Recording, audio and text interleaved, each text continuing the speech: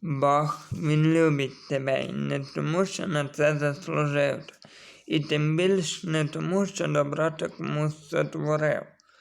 Бог, Він любить тебе не за щось, ні за які заслуги. Ти творіння Його, Він за тебе ціну заплатив.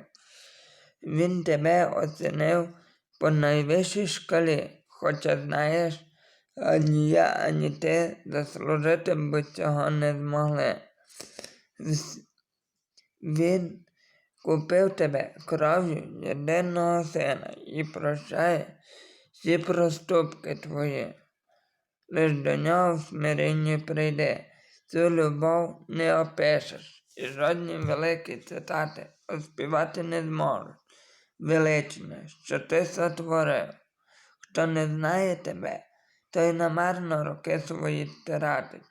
Лиш з тобою спокій, лиш з тобою душа оживе. А ти знаєш, Бог любить тебе, і це так неймовірно.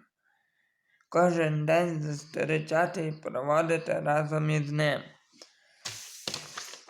Чути голос Його і приймати все так спокійно. Не зважати, що шторм, бо Ісус, Він у твоєму човні.